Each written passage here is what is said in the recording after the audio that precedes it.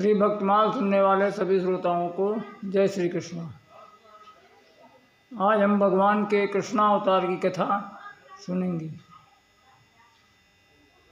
तो पृथ्वी पर जब पापाचार, दुराचार, भ्रष्टाचार जब फैल गया तो धरती गौ का रूप बनाकर ब्रह्मा जी के पास गई।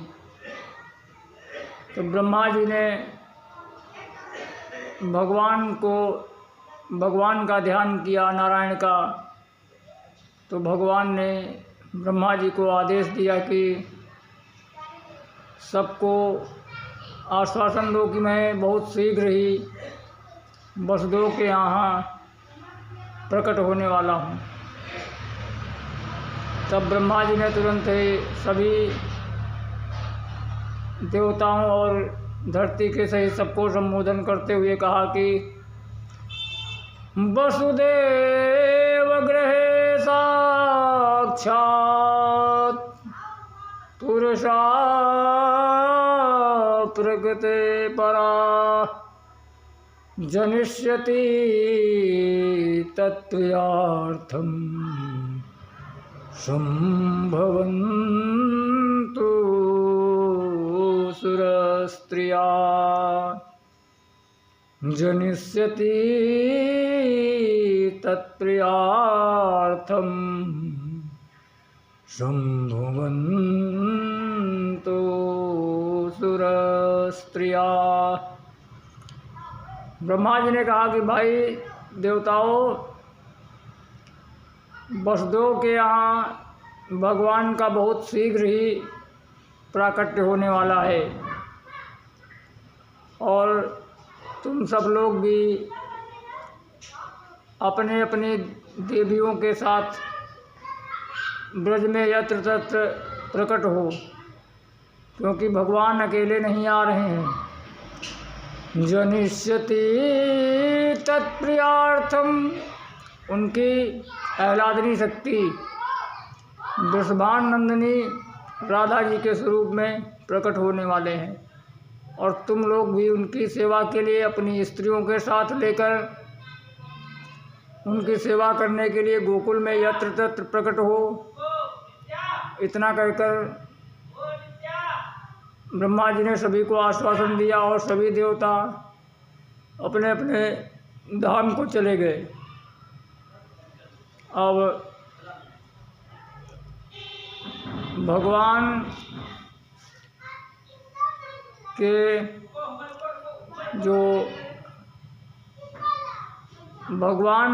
मथुरा में भगवान का नित्य निवास है। मथुरा, वृंदावन और द्वारिका, ये तीन धामों में भगवान का नित्य निवास है। तो भगवान मथुरा भगवान यत्र नित्यं सन्निहितो हरे। तो भगवान के जो मथुरा में भगवान का नित्य निवास है और उसी मथुरा नगरी का जो राजा थे वो थे उग्रसेन, और उग्रसेन का बेटा हो गया कंस। वो बहुत ही नास्तिक। कंस कस हिंसायाम धातु से बना है, शब्द है, इसके लिए उसकी प्रवृत्ति ही हिंसा की थी। तो उसने एक दिन अपने पिता को कहा कि पिताजी बुढ़े हो गए हो, कुर्सी नहीं छोड़ना चाहते हो और अब मुझको भी कुर्सी पे बैठने के लिए चाहिए। और उसने अपने पिता को कुर्सी पर से उतार कर और जेल खाने में डाल दिया। तो जब जेल खाने में डाल दिया तो जो जनता था उसका रुख बदल गया और जनता सोचने लगी कि भाई ये जब अपने बाप का नहीं हुआ तो ये और किसका होगा। तो यत्र तत्र चर्चा का विषय बन गया। तो कंस ने सोचा कि भाई लगता है माहौल बिगड़ जाएगा, अगर जनता विद्रोह कर दे तो फिर हम शासन किस पर करेंगे, तख्ता पलट हो जाएगा। इसके लिए इसने एक विचार किया। इसकी कोई बहन नहीं थी, तो इसके लिए इसकी जो सौतेली बहन थी, इसके चाचा की जो बेटी थी देवक,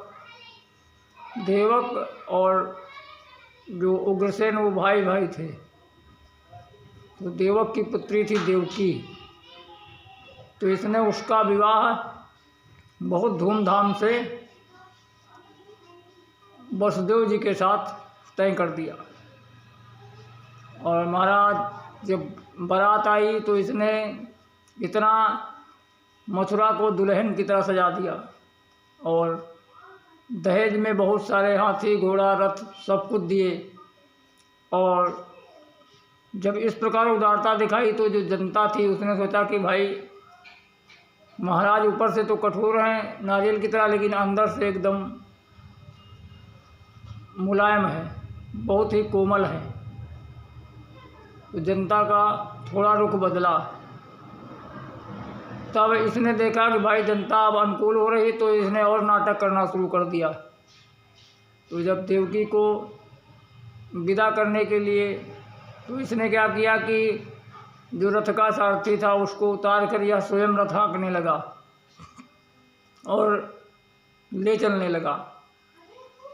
तो जब ले चलने लगा तो जनता, भोली भाली जनता, तो वह इसके चक्कर में पड़ गई। लेकिन जो देवता थे उन्होंने कहा मैं अभी इस कंस का अभी पोल खोलता हूँ। देखो दो पार्टियां होती हैं, एक पक्ष एक विपक्ष। तो ये जो देवता हैं ये विपक्ष के हैं, और जो दैत्य हैं वो जो कंसाल थे वो दैत्य थे। इसके लिए देवताओं ने कहा मैं अभी इसकी पोल को खोलता हूँ। और देवताओं ने तुरंत ही जो ये देवकी को लेकर चला रथ में बिठाल कर, तो वही देवताओं ने तुरंत ही आकाशवाणी कर दी और कहते हैं कि अस्यास्त्वाम अष्टमो गर्भो हंसाम या बहसे बुध। अरे अबुध कंस, तो जिस देवकी को इतने प्यार से लेकर जा रहा है उसी का 8वां लाल तेरा बनेगा काल। और सुन के कंस की आंख हो गई लाल। तो कंस ने तुरंत ही अपनी तलवार निकालकर देवकी को मारने के लिए उद्गत हो गया। भगनी हंतुमारद्धा कचे खड़क पाणी कचे ग्रहात। और अपनी बहन को केस पकड़कर यह नीचे खींच लाया, और जो ही मारने के लिए उद्गत हुआ तो ही जनता ने समझ लिया कि रे ये अभी देखो कितना मगरमच्छ के आंसू बहा रहा था और अभी इतनी जल्दी ये उसको मारने के लिए तैयार हो गया। तो जनता समझ गई। तब तुरंत वसुदेव जी ने सोचा कि अब देवकी के साथ मेरा ब्याह हो चुका है, इसके लिए अब इसकी रक्षा करना हमारा कर्तव्य है। क्योंकि पति शब्द का अर्थ है पाति रक्षति इति पति, जो सब प्रकार से अपनी पत्नी की रक्षा करे उसी का नाम पति है। तो वसुदेव जी ने तुरंत ही कंस को साम दाम समझाया, जो 4 नीतियां हैं, और भय दिखाया। क्योंकि कंस को दंड दे नहीं सकते थे और ना ही खरीद सकते थे पैसा देकर, इसलिए उन्होंने समझाया और कहने लगे कि महाराज देखो जब मनुष्य पैदा होता है तो उसके साथ ही उसकी मृत्यु भी पैदा होती है। और आज हो या 100 वर्ष के बाद जो मनुष्य पृथ्वी पर आया है, पैदा हुआ है, उसकी मृत्यु निश्चित है। तो वसुदेव जी कहते हैं कि महाराज मृत्युर्जन्मवतां वीर देहेन सह जायते। वसुदेव जी कहते हैं कि महाराज कंस, ये जो मृत्यु है ये जन्म के साथ ही पैदा होती है। और कहते हैं आद्यवाप्सतान्तेर्वा मृत्युर्वै प्राणिनाम ध्रुवा। और आज हो या 100 साल बाद, अद्यवाप्सतान्ते यानी आज या 100 साल बाद जो पैदा हुआ है उसको तो मरना ही है, अटल है, उसको तो मरना ही है। और समझाते हैं लेकिन कंस नहीं मानता है।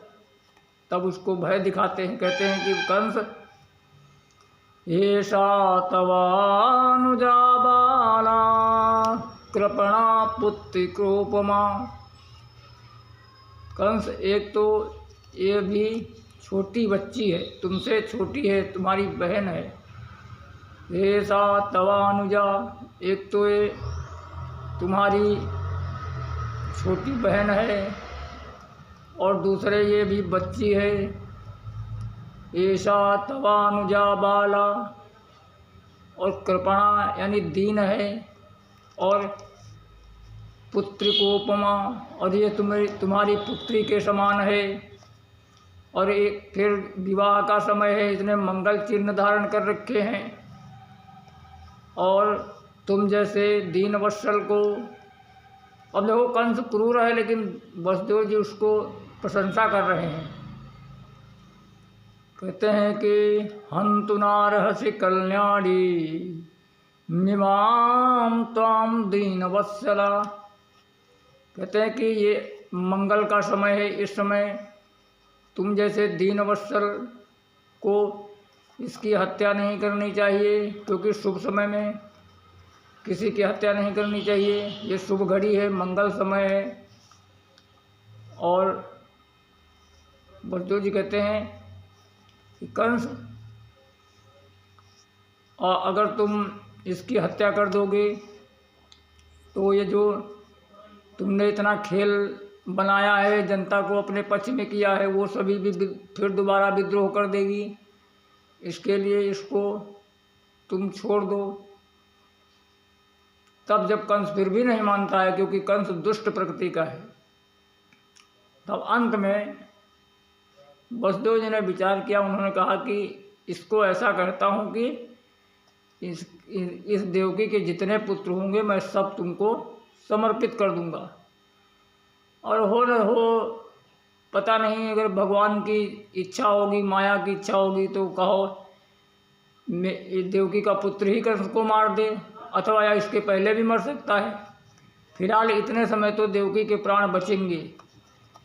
तो इसके लिए इस प्रकार वसुदेव जी ने विचार करके कंस से कहा कि पुत्रान् समर्पयिष्यामि यतस्ते भयमुत्थितम्। महाराज, इसके जितने भी पुत्र होंगे मैं सब तुमको समर्पण कर दूंगा। और तुमको देवकी से भय नहीं है, देवकी के पुत्रों से भय है। इसके लिए इसके जितने भी पुत्र होंगे सब मैं तुमको लाकर दे दूंगा। तो इस प्रकार जब कहा तो कंस मान गया और कहा कि लेकिन जब तक 8 पुत्र न हो जाएं तब तक तुम हमारे साथ नज़रबंद रहोगे हमारे महल में। तो वसुदेव जी ने कहा ठीक है। अब कंस वसुदेव जी और देवकी को ले जाकर अपने महल में रखने लगा। तो सर्वप्रथम पहला पुत्र हुआ कीर्तिमंत प्रथमज्यम कंसाया नानक दुंदुभे। प्रथम पुत्र हुआ, उसका नाम था कीर्तिमंत। और वसुदेव जी उसको लेकर कंस के पास आए और जब सभा में लाए तो कंस बहुत प्रसन्न हुआ। बोला कि बहनोई साहब, तुम अपनी बात के बहुत धनी हो, इसके लिए इस पुत्र को ले जाओ, इससे नहीं खतरा, मुझको तो 8वें से खतरा है। तब वसुदेव जी उसको लेकर चलने लगे। तो उतने में नारद जी आ गए। नारद जी कहते हैं कि नारद जी का कंस ने तुरंत ही स्वागत किया। कहा आओ गुरुदेव। तो नारद जी हाथ में एक फूल लिए थे। तो नारद जी ने कंस से पूछा, बताओ कंस ये क्या है? तो कंस बोला, महाराज ये मुझको फूल क्यों दिखा रहे हो? आजकल तो ये पूरे भारत में यही खिल रहा है, ये कमल है, इसको कौन नहीं जानता, ये तो पूरे भारत में खिल रहा है। तो नारद जी कहते हैं कि कंस अब एक बात सुनो, इसकी पंखुड़ियाँ गिनो कितनी हैं। तो कंस ने गिना, तो कंस ने गिना 1 2 3 4 5 6 7 8। कंस बोला महाराज 8 पंखुड़ियाँ हैं। तो नारद जी ने कहा अब इधर से नहीं इधर से गिनो। तब उधर से गिना तो जो पहली थी वो 8 हो गई, और जो दूसरी तरफ से गिना तो जो 8वीं थी वो पहली हो गई। तो इस प्रकार जब उनको गिनाया तब कंस ने कहा गुरुजी तुम क्या कहना चाहते हो। तब बहुत देर जब दिमाग लगाया तब कंस ने कहा ओ अब समझ में आया, पहला है वो भी 8वां हो सकता है और 8वां भी पहला हो सकता है। इस प्रकार उसने ध्यान करके तुरंत वसुदेव को बुलाया और उसके जो प्रथम पुत्र था उसको कंस ने उसकी हत्या कर दी। इस प्रकार कंस ने 6 पुत्रों के देवकी की हत्या कर दी। 7वें पुत्र में भगवान संकर्षण आए, भगवान बलराम जी आए तो योग माया से उनको देवकी के गर्भ से संकर्षण करा के रोहिणी के गर्भ में योग माया के द्वारा प्रवर्तित कराया। इसी से बलराम जी का नाम संकर्षण है। और वो जो फिर 8वें गर्भ में और जो वो जो बिटिया थी नंद भवन में वो लाकर और योग माया से भगवान ने कहा कि तुम नंद बाबा के यहाँ बिटिया बन के प्रकट हो और फिर तुम्हारी बहुत तरह से पूजा होगी। कालिका मैया, देवी मैया, चंडिका मैया, अंबिका मैया, न जाने कितनी देवियों से तुम्हारी पूजा होगी। इस प्रकार भगवान ने योग माया के द्वारा भगवान संकर्षण का रोहिणी के गर्भ में करवा दिया स्थापित। अब 8वें गर्भ में भगवान स्वयं आए। तो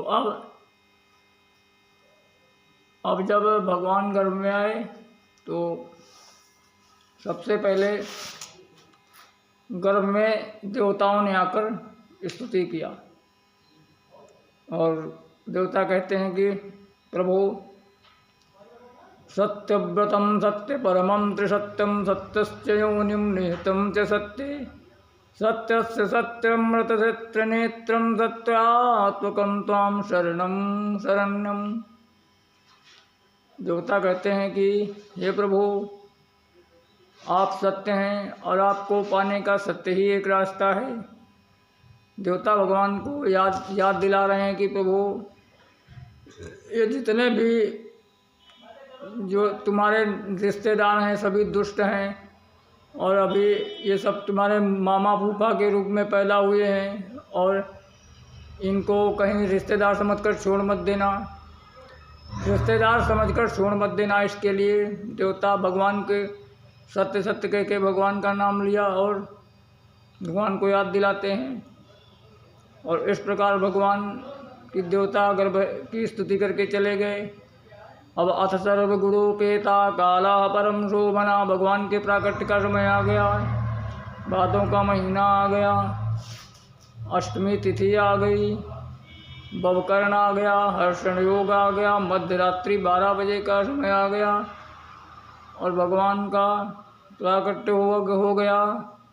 और भगवान 4 भुजा लेकर पहले देवकी के सामने आए, देवकी और वसुदेव के सामने।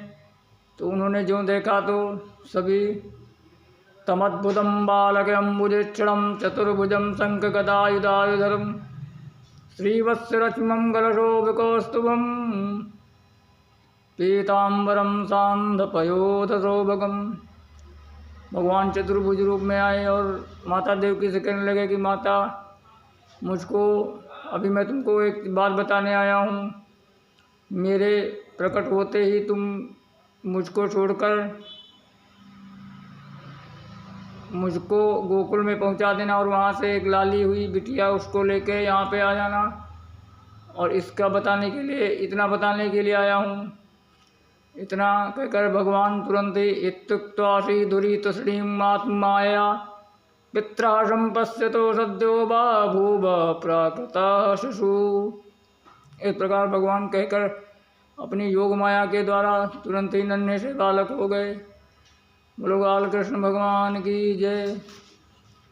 इस प्रकार भगवान ने 4 साल गोकुल में रहकर लीला की और